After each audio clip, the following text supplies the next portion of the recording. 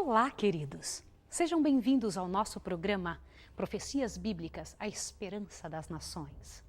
Louvado seja Deus, porque temos a Santa Bíblia, a Palavra de Deus, onde Deus nos deixou profecias especiais que nos mostram qual é a vontade dEle para a nossa vida, para a minha vida e para a sua vida.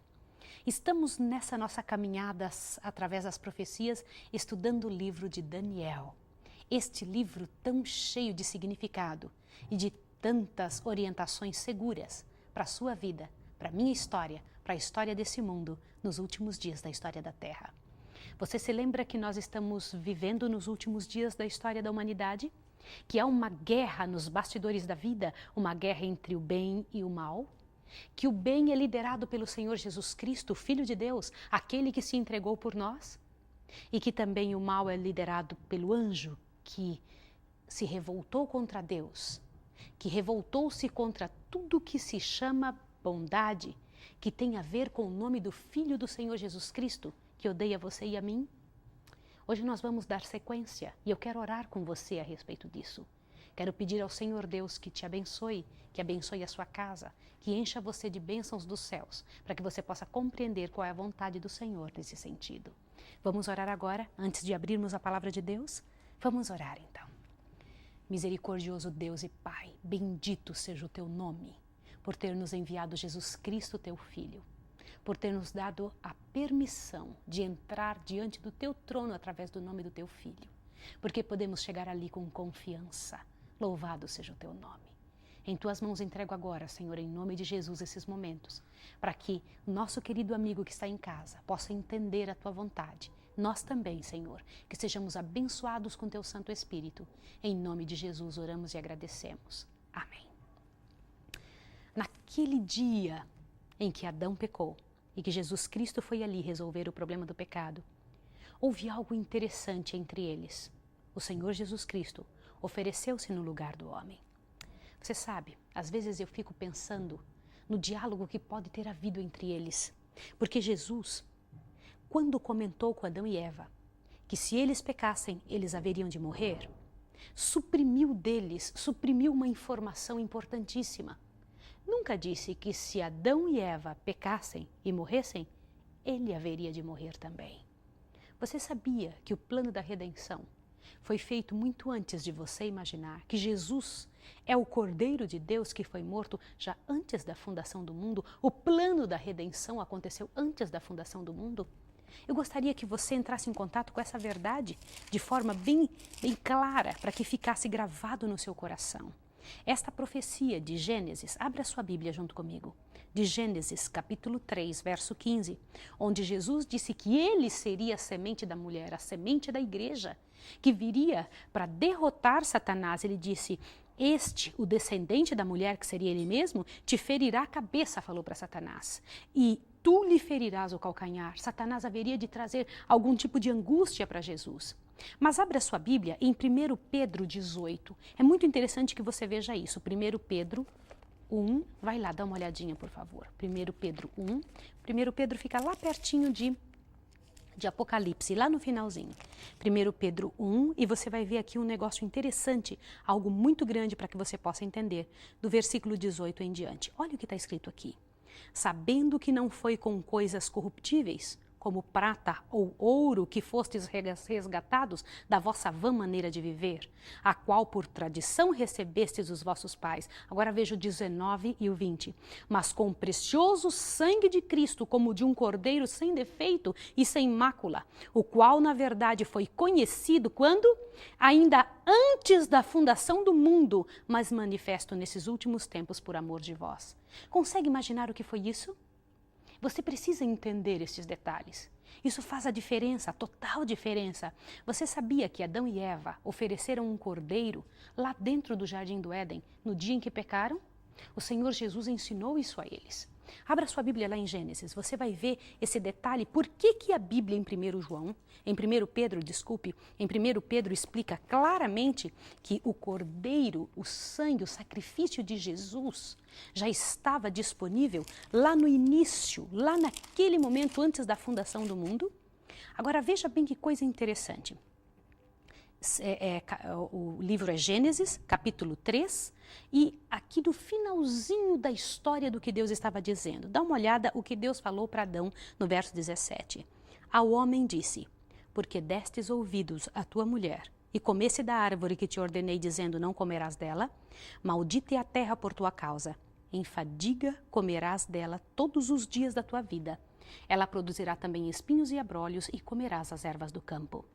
Do suor do teu rosto comerás o teu pão, até que tornes a terra, porque dela foste tomado, pois és pó, e ao pó tornarás. Chamou o homem a sua mulher Eva, porque era mãe de todos os viventes. Fez o Senhor Deus vestimentas de peles para Adão e a sua mulher, e os vestiu. O que é isso? Que Deus fez vestimentas de peles para Adão e sua mulher e os vestiu. Aonde o Senhor Jesus conseguiu essa pele, com a qual cobriu o corpo de Adão e Eva, antes de expulsá-los do jardim do Éden? Abra sua Bíblia em Apocalipse 13, 8. Olha que informação interessante nós temos no último livro da Bíblia. Apocalipse 13, versículo 8. É muito importante você perceber os detalhes para que você possa compreender o amor de Deus esclarecido, aberto, oferecido no grande plano, o plano da redenção que estava disponível para Adão e Eva e está disponível para mim e para você. Olha só o que está escrito aqui agora. Apocalipse 13, verso 8, traz uma declaração interessante sobre isso que nós estamos falando. E todos os que habitam sobre a terra adorarão.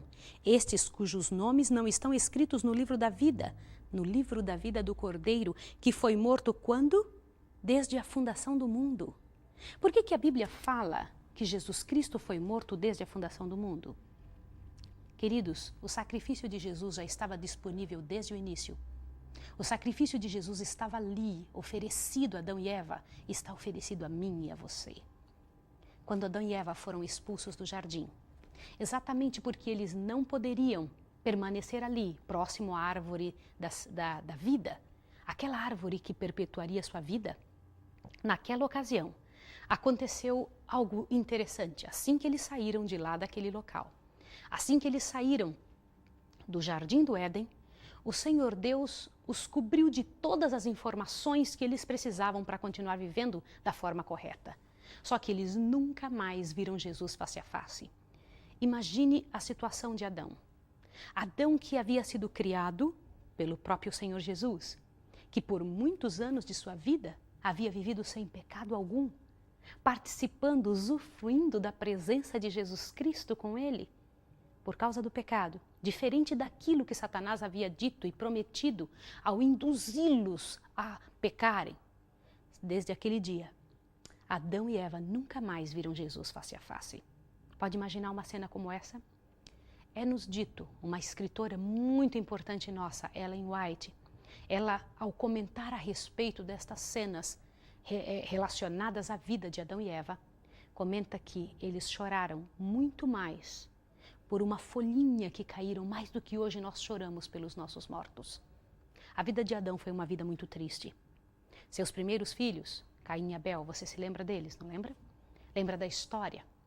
O primeiro filho que Eva ficou esperando, ela esperava que fosse o Senhor Jesus, porque Jesus prometeu que viria da barriga de uma mulher. Ela ali aguardando, ansiosa, que fosse o Redentor do mundo. No entanto, seu primeiro filho, Caim, foi o primeiro assassino, e assassino de seu próprio irmão. E você sabe a razão pela qual Caim e Abel tiveram essa dificuldade entre eles? Você já parou para pensar por que foi que Caim matou Abel? É tão sério isso? Abel ofereceu um sacrifício melhor do que Caim. Caim não quis oferecer o cordeiro. Caim não quis chegar-se na presença de Deus com algo da maneira como Deus pedia. E Deus não aceita nada menos do que a orientação que Ele mesmo deu. E ali nós vemos claramente as duas qualidades de pessoas, os dois tipos de adoração que nós temos hoje em dia na Terra.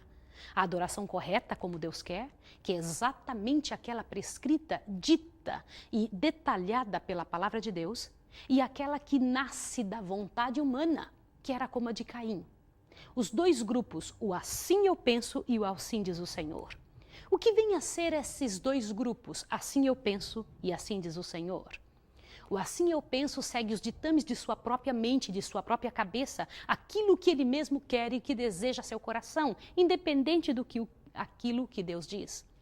Mas assim diz o Senhor: segue com cuidado a vontade de Deus. Persegue os detalhes da vontade do Senhor para agradar ao Deus eterno, aquele que é o nosso Pai, que é o nosso Redentor, aquele que um dia virá nos buscar. Isso não é sério? Você tem que parar para pensar nisso quando você tiver que decidir que tipo de adoração oferecer ao Senhor. Só existem dois tipos, uma aceitável e outra não. E a oferta de Caim, aquela que Caim tentou oferecer, embora fosse o melhor que ele possuía, não era o que Deus havia pedido. Porque sem derramamento de sangue não há remissão de pecados. E Caim queria oferecer algo diferente do que Deus havia pedido. Nós temos que tomar muito cuidado com esse detalhe. Muito cuidado com esse tipo de exposição. Mas, queridos, todos os seres que nasceram daí então, da família de Adão, nós vemos ali uma série de 10 patriarcas. Uma quantidade imensa de filhos. Ali você encontra Adão, no lugar de Abel que Caim matou, o Senhor Deus deu outro filho para ele chamado Sete. Essa informação você encontra em Gênesis capítulo 5. São informações preciosíssimas que fazem você entender de que maneira que os povos começaram a crescer na terra. Dê uma olhadinha o que nossa Bíblia, o livro base que nós estamos usando para poder estudar o livro de Daniel, nos explica. Diz o seguinte: Gênesis capítulo 5, abra sua Bíblia comigo, verso 1 em diante. Este é o livro das gerações de Adão.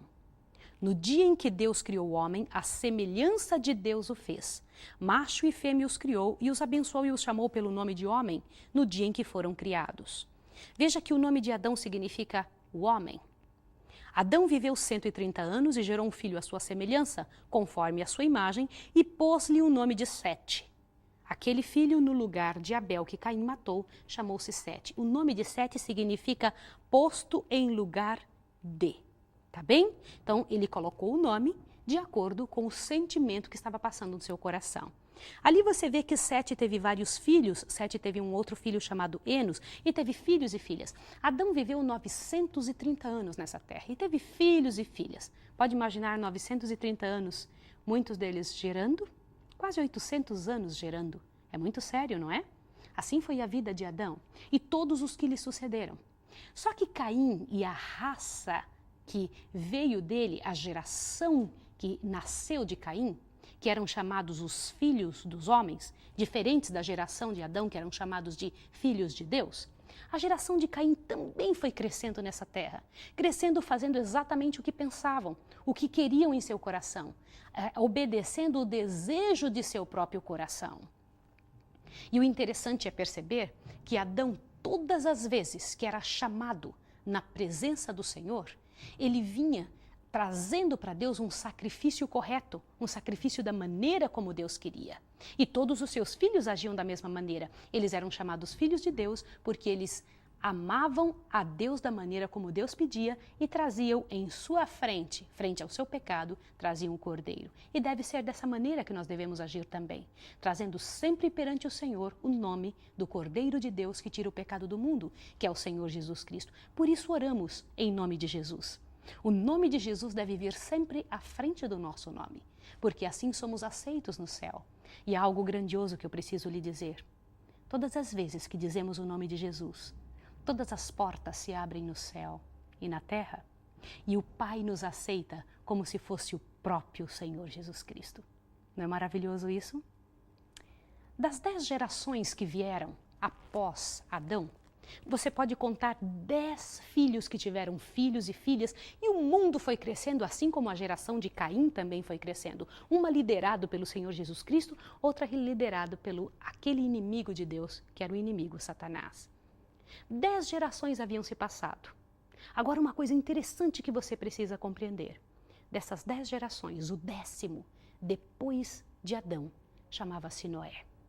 E o Senhor Deus havia dado instruções claras através dos anjos, que os filhos de Deus, que eram os descendentes de Adão, não deveriam unir-se em casamento com os filhos de Caim, que eram os descendentes os filhos dos homens que eram descendentes de Caim.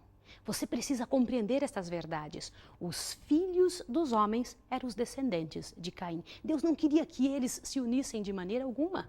Não era da vontade de Deus que eles, o povo da desobediência, estivessem juntos com o povo que desejava obedecer a Deus. Esta verdade você encontra em Gênesis capítulo 6. Olha o que está escrito aqui. Você precisa compreender esta verdade. Diz o seguinte: como os homens começaram a multiplicar-se sobre a terra e lhe nasceram filhos, viram os filhos de Deus que as filhas dos homens eram formosas e tomaram para si mulheres de todas as que escolheram. Então disse o Senhor: não permanecerá o meu espírito para sempre com o homem, pois este é mortal e os seus dias serão 120 anos. Agora percebe bem esse detalhe do verso 4 do capítulo 6. Havia naqueles dias gigantes na terra. E também depois, quando os filhos de Deus conheceram as filhas dos homens, os quais lhe deram filhos. Estes foram valentes e homens de renome que houve na antiguidade. Às vezes nós pensamos que as pessoas de antigamente usavam, como mostram alguns livros que nós temos, os livros que estudamos na escola, mostram algo interessante. Mostram homens vestidos de pele, com aquele aspecto tribal, muitas vezes selvagens. Você já percebeu isso? Não. O povo antediluviano, o povo mais próximo de Adão, era um povo inteligente, culto. Era um povo que vestia-se de peles, mas eles eram altamente inteligentes, capazes, em tantas vezes mais do que nós, do que você é incapaz de imaginar. Eles eram inteligentes porque tinham a semente de Adão, eram capazes, fortes, altos.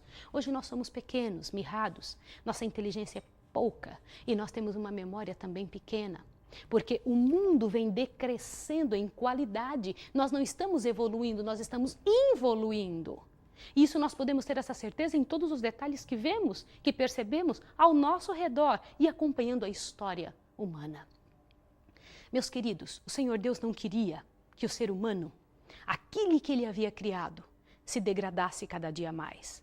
O Senhor Deus queria que o ser humano visse as atitudes claras do inimigo de Deus e então tomassem uma posição dizendo: eu não farei assim, mas não foi essa a realidade. Infelizmente, os filhos de Deus, os descendentes de Adão, uniram-se sim com aqueles descendentes de Caim, aqueles que eram liderados pelo inimigo de Deus. Infelizmente, a raça humana se tornou um grande problema nessa terra. E o Senhor Deus decidiu que todos os seres humanos deveriam morrer. Por que Deus fez isso? É o chamado dilúvio, você se lembra? Você já ouviu falar disso? O dilúvio aconteceu 1656 anos depois que Deus criou essa terra. Havia crescido o mal de tal maneira que o Senhor Deus, ao comentar a respeito disso, usa uma linguagem muito séria. Veja o que diz em Gênesis capítulo 6, verso 12. Diz isso aqui. Veja o verso 11, é melhor isso. A terra, porém, estava corrompida diante de Deus e cheia de violência. Viu Deus a terra e esta estava corrompida, pois todas as pessoas haviam corrompido o seu caminho sobre a terra. Queridos, vocês precisam entender algo muito sério agora. Esta verdade que eu vou contar é algo para que você possa compreender a razão pela qual o Senhor Deus toma certas atitudes. Por exemplo, no final de tudo, as pessoas que morrerem, elas morrerão porque o Senhor Deus fará descer fogo do céu sobre essa terra e vai queimar todos os pecadores juntamente com o pecado. Mas por que Deus vai fazer isso no final de tudo, quando ficar completamente provado que Satanás estiver errado? Por quê? Porque se o Senhor Deus não tomar uma posição com relação aos seres humanos, os últimos que sobrarem, eles viverão uma vida sofrida e miserável. Deus só toma uma posição dessa quando não tem mais jeito. Enquanto há ainda alguma fonte de esperança, o Senhor Deus fica cuidando, dando uma chance após a outra, ainda que a pessoa viva errando. Às vezes as pessoas ainda têm uma fagulhazinha de vontade de acertar. E então o Senhor Deus dá ainda outra chance, e outra chance, e outra chance. Não foi isso que aconteceu com o povo da época antediluviana. Eles não tinham vontade nenhuma mais de acertar. A linguagem de Deus a respeito disso é que a terra estava completamente corrompida e que todo o pensamento da mente dos seres humanos era mal continuamente diante de Deus. E foi um ato de misericórdia do Senhor, de exterminar com a terra. Só que antes de fazer isso, ele pediu a Noé, o 10º depois de Adão, que construísse uma grande arca. E essa grande arca, ele haveria de chamar as pessoas para que fizessem parte dessa arca, salvando-se de um grande dilúvio que haveria de cair sobre a terra. Só que Confiar em Deus é algo muito sério e nem sempre é fácil. Você já pensou? Deus chama Noé e pede que ele construa uma arca e que, ao fazer essa arca, pregue para as pessoas durante 120 anos, que é como diz o relato bíblico, e eu acredito confiantemente nela, que diz que ele pregando 120 anos que haveria de chover sobre a terra. E nunca havia chovido durante esses 1656 anos. Nenhuma chuva. Um orvalho subia da terra e regava toda a terra. Pode imaginar algo assim? Era isso que acontecia. E ele dizia, vai chover tanto nessa terra que vai inundar e todas as pessoas vão morrer. Vocês têm que entrar nesse barco, nesse grande barco que eu estou construindo, porque Deus me orientou assim. Você pode imaginar o quanto as pessoas, os habitantes da terra daquela época, riam, debochavam de Noé por causa disso? Esse tipo de atitude, esse tipo de situação era real. No entanto, exatamente como o Senhor Jesus disse, aconteceu. O dilúvio foi universal. Aconteceu exatamente como Deus havia predito. Quando aconteceu o dilúvio, somente a família de Noé, seus 3 filhos, as esposas de seus 3 filhos e sua esposa foram salvos. 8 pessoas. E você sabe quantas pessoas existiam no mundo daquela época? Imagine seres humanos que viviam 900 anos. A média de vida era 912 anos. Veja que Matusalém, o filho de Enoque, viveu 969 anos. E assim por diante, assim aconteciam com os filhos ali, eram muita idade, era uma idade muito avançada, eram longevos.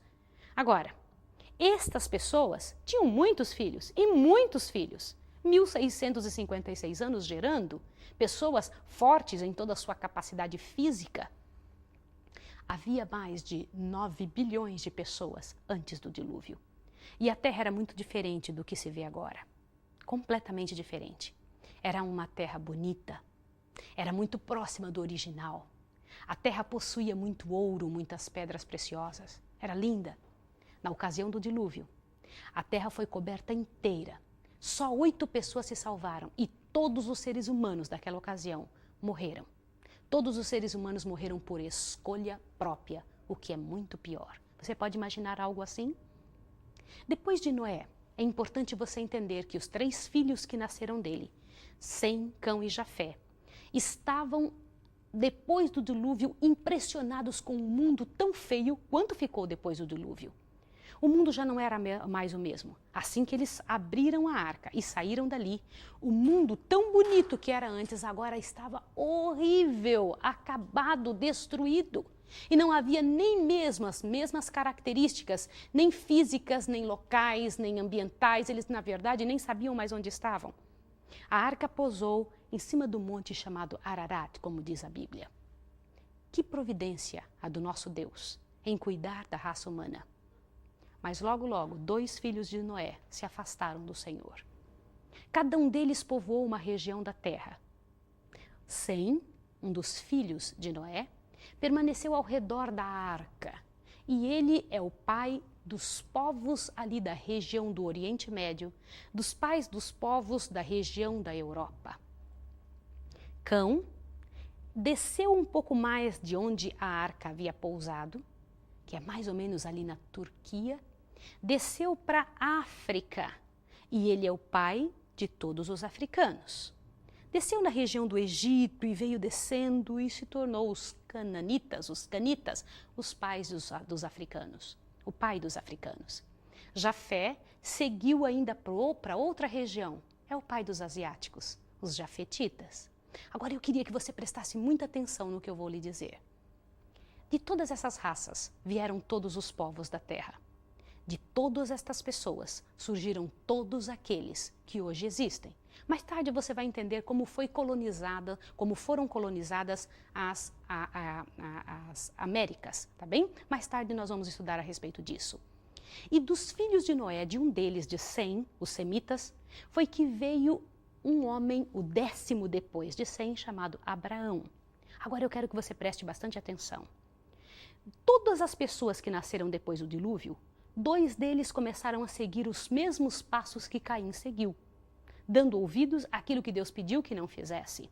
Mas os filhos de Noé Eles haviam compreendido perfeitamente qual era a vontade de Deus. Foi por pura decisão própria, por pura vontade própria, é que eles decidiram fazer o errado, aquilo que Deus não havia pedido que fizessem.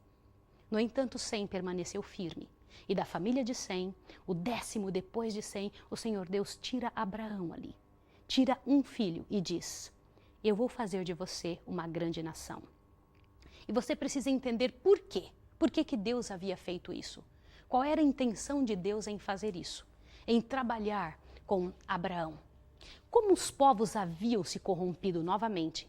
Como haviam tido novamente aquela coragem de fazer o que Deus havia pedido que não fizesse? Preste bastante atenção agora no que eu vou lhe dizer.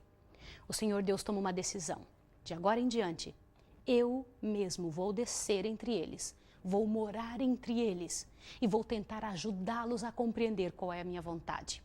Mas para isso eu vou fazer uma nação, educar essa nação, eu mesmo vou me tornar governador deles e vou, através dessa nação, chamar os outros povos para que eu possa ensiná-los, educá-los e salvá-los. Você pode imaginar algo assim?